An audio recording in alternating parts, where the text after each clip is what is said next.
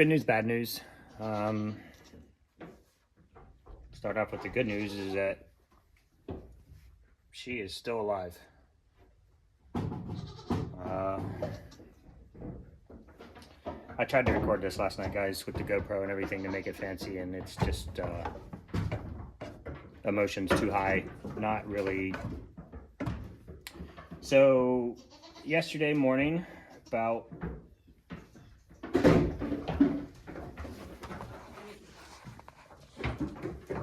probably left here at 10:30 yesterday morning after I was milked everybody. And hi, baby. Well, I'm glad to hear you actually talking though. Went ahead and put her in the stall because she was definitely showing signs of getting ready to kid. So we stalled her up. This is Ambrosia, if anybody who doesn't know. And whenever we got ready, we did the soap launch. Thank you guys so much for that. We did finally sell out somewhere around 1 a.m. this morning.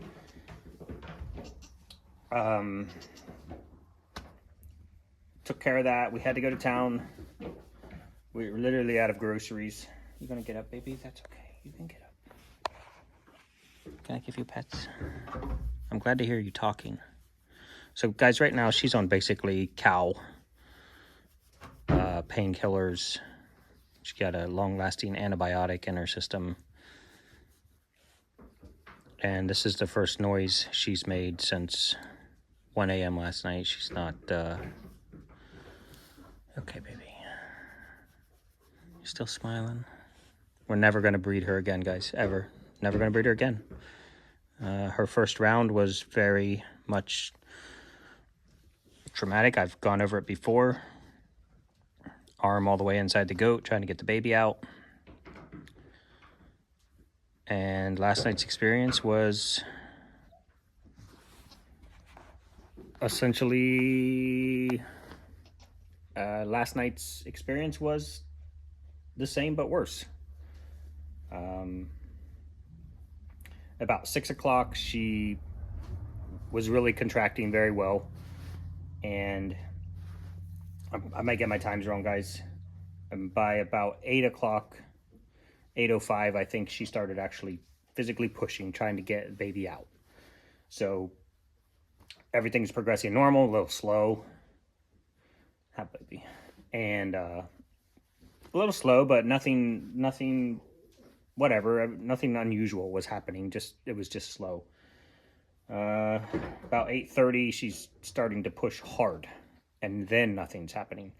Generally, when they're pushing hard at that phase, they're going to have bulging in the back because everything's moving towards that direction. She wasn't having any bulging.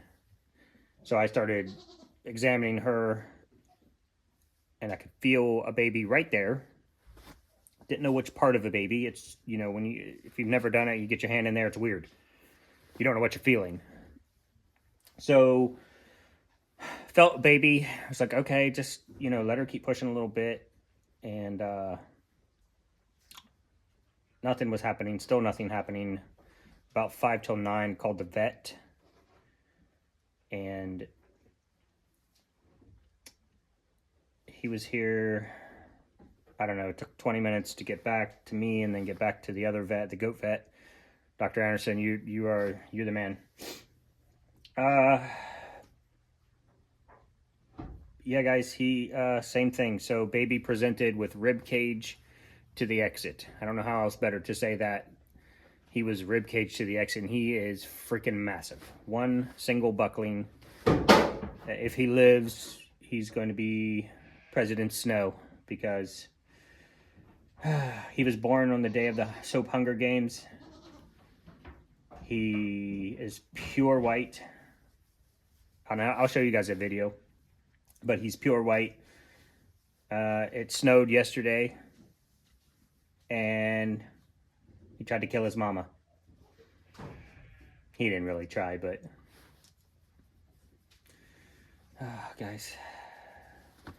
So I think the vet worked on her for about 30 minutes. So when he got in there, he didn't know which way the baby was facing, whether the baby's facing head that way, head that way. What he wanted to be able to do was get a hold of a leg so he could reposition the baby to get one end or the other coming out. Unfortunately, the end that he got a hold of was the head end. It would have been easier to get the tail end at this point, get two legs, pull her out backwards, then you don't have to worry about head positioning. But you also want to make sure that when you get a hold of two legs that you have the same set of legs, meaning you have both front legs or both back legs. You don't want a front leg and a back leg. You can imagine how that's not going to work. You won't come see me, baby. I'm sorry. So he had a loop, a kid puller, a lasso, whatever you want to call it, and just really struggling. And the baby kept pulling back inside, still alive. And every time he tried to get a hold of his head, because you get it, once you get the front legs out, you got to make sure the head is flopped into position. It's going to come out, right? So you got to get the legs out, and then you got to find the head and get it to coming out. And that's why pulling him out backwards would have been 1,000 times easier. But I know, baby. We didn't end up with the head or the tail end. He ended up with the head end, and he ended up lassoing both front legs so he wouldn't lose ground, basically. They'll suck back in, and the baby, if they're active as he was, he'll pull back in. I thought he was going to be dead when he came out. But anyway, about 30 minutes, 35 minutes, he was able to get everybody out. Now, guys, I'm literally holding her down with my body weight. And she gave up right at the end. And a little bit of it was, oh, don't touch the area there. A little bit of it, I think, was relief. But I believe she died once right after he walked out of the barn. Or just actually right before he got back into the barn. Just, maybe not. She might have just passed out from the pain. He had gone to get some pain meds and some antibiotics from the truck. And she just flopped over on her side. Eyeballs rolled up into her head. And she just, oh. So she was laying on her side over here. And so I just grabbed her front leg, pulled it up, ran my fist into her chest, and was just, massaging her a little bit, rubbing my knuckles on her chest plate. And her eyes popped back open, and she snapped her head up and just flopped it back down again. Eyes were going closed. Doc rolled back up in here. He did his thing because he's smarter than me. Checked breathing, checked pulse. She had good breathing. Well, not good breathing. I mean, the amount of trauma. I mean, guys, same thing again. He's elbow deep in her, just trying to manipulate. Hi, baby, I'll give you a hug all day. Trying to manipulate the baby to get the baby out. And I can't touch that area. So we did a topical painkiller for cattle. So it could absorb into the skin slowly and last for a long time. About 3 days, I think. And then she has an antibiotic, which is a long-lasting, like 2 weeks. I can't remember the name of it right now. We've used it before. And anyway, so she's flopping dead, and I'm rubbing her, and he comes back in, checks her pulse, checks her breathing. She's alive. Nothing is good, but she's alive. He said with the amount of blood that potential was for a uterine tear, and I'm going to tell you what, guys, there's no cure for that. This is why I don't go in a goat. You tear the uterus, they're dead. There's no fixing that. It's just death. And they'll just bleed out on the inside and die. But she is, girl, you're a fighter. You are a fighter. Yeah, I know. Such a beautiful little thing, and we can't breed you ever again. Just can't do it. We thought, guys, it was a year. She didn't get bred last year, and she took that off. And you're not like, I don't know how to explain it. If you have a bad kidding, we've had, Muffin last year had Quince, and I think 2 of the 5 came out backwards, or 3 of the 5, and I've pulled babies, and you don't think next year you're going to breed the goat and the same thing's going to happen. Well, hers was a little more traumatic the first time around, and so we were happy taking last year off. And and just setting that one out and letting her do her thing. And, you know, we thought breed her this year, no problem. She had triplets the first year. 2 lived, and I believe I'm getting this correctly, 2 lived, and the one that had to be pulled passed away. And this year, just 1 big buckling, presented sideways, wasn't coming out, wasn't... Hi, she's staring at me, that's why I'm looking down there. But yeah, guys, I'll pop some video of the babe in there. H, she didn't want to be in here with that happening, and I fully understand that. And so she was at the house, and I'm like, you got to come over here and get the baby and take him to the house. Even if there was no way she was going to feed him. Wasn't physically capable of feeding him.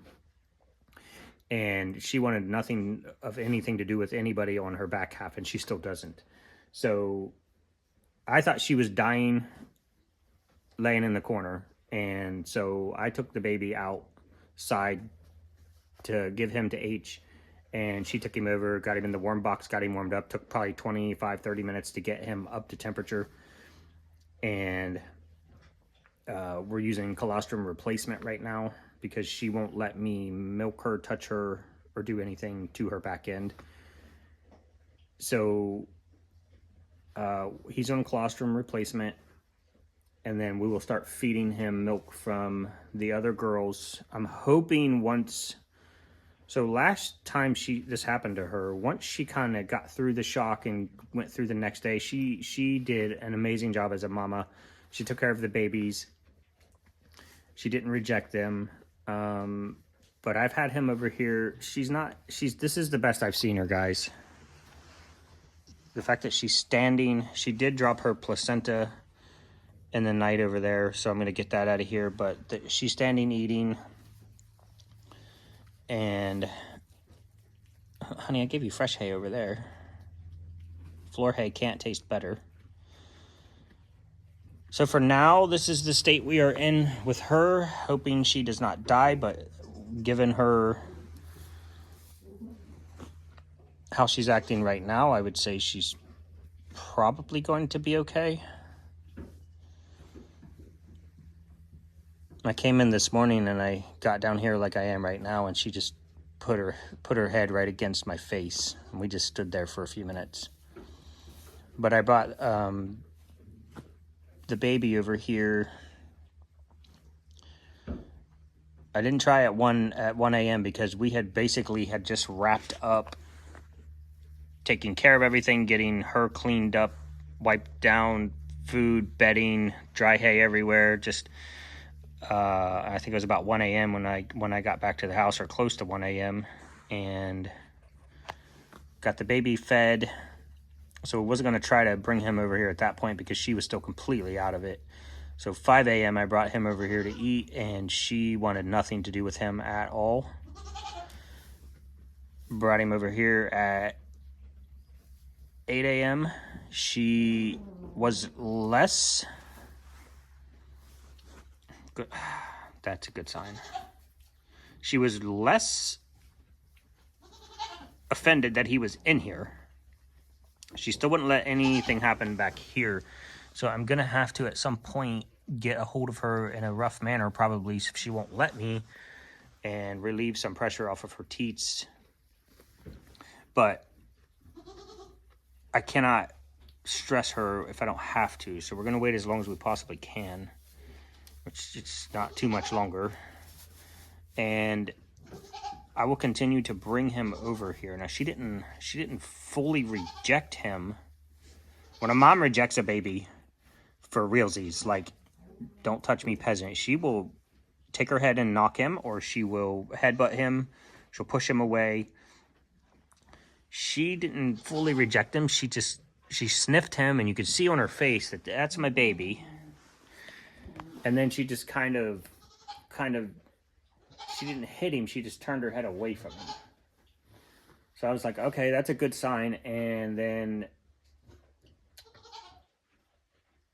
when I kind of got him towards her back end, just slowly, like, poked him back there where he could get a drink, she kind of just moseyed off, walked away from him. And I tried that a couple times, and she just kept walking away from him. So she's still, and you can see her face, guys, she's still just a little bit out of it. So we'll continue to try that with him, and that's all we can do, to be honest. If she rejects him, then we will have a bottle baby on our hands, and that'll be what we have to do. So for now, she's alive, he's alive, and this year is just turning out to be what it is, I guess. It's not been bad, honestly, to be fair. It's been pretty good, other than Mooney losing her couple babes and then this. But yeah, guys, emergency vet call is never what you want. So I'm gonna stop this video here. I have not even finished processing the rest of my orders from yesterday. So you guys, if you will, please be patient with me. I'm gonna try to get all those processed today and packed either tomorrow or Tuesday. I would be working around the clock, plus feeding baby goat, plus checking on her but I will be, you guys know me, I will be packing every spare minute that I have. I still have to get Ferdinand was supposed to get bathed yesterday and banded, and that obviously didn't happen. Oh, baby. So I still gotta get him bathed and banded today so that he can get picked up, and then finish processing orders, packing orders. And I really gotta get Licorice out of her stall with her babes, let them out and about to play and run. Sprinks is still gonna stay in her stall with her babes. Why don't I walk over there and I'll give you guys a little shot of Sprinkle's babies. I'll give you a shot of all the babies real quick before we go. That way you can have a little bit of joy at the end of this. All right, guys, there's Gizzy and Chuck being little buddies. What's this, guys? I like this.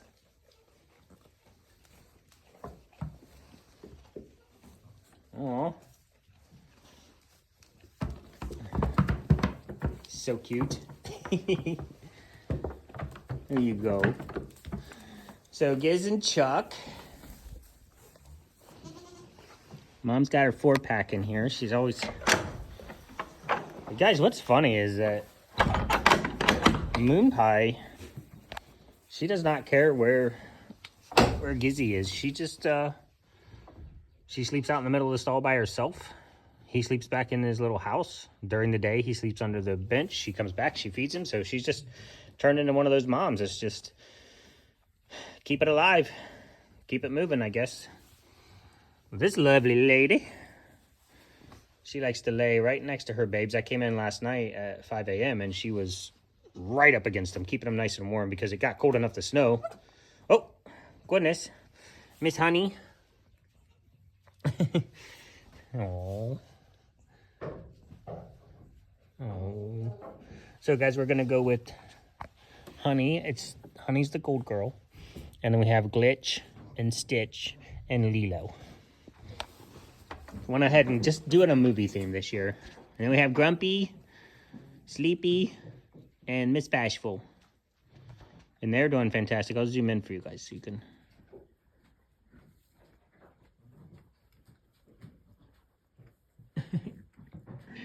Eating from the backside. Love it. All right, guys.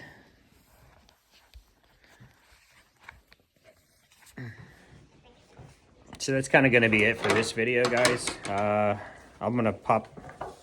Hold on. Gummy. Okay, Gummy, come in. This doesn't matter. How's Struzel doing is always the question. And not as good as I want her to be. She's taking her meds. She's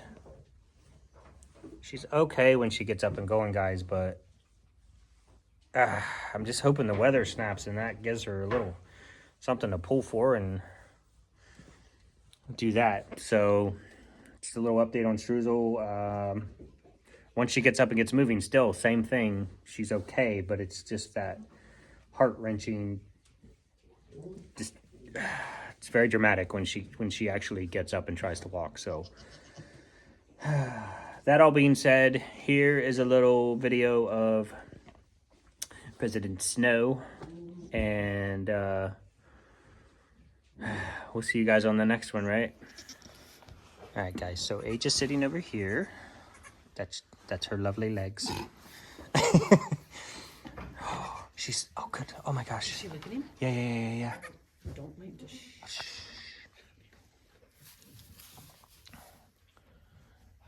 That's why I texted you, because she started being chatty and wanting to talk to the girls, and I thought, well, if she's at that stage, yeah. then maybe she'll feed President Snow. That's the whitest baby I've ever seen in my life. Oh, his mom was that white when she was a baby. Yeah. Well, you got a lot going on there, guys. I mean, she almost looks like she has a prolapse. It's so swollen back there. Yeah, Mom, that's your baby. Here, we'll get out of the way. Oh, big yawns. Yeah, been through a lot.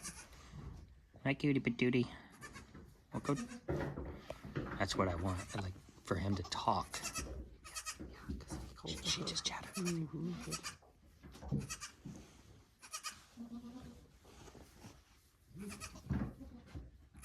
She looks just very uncertain. Yeah.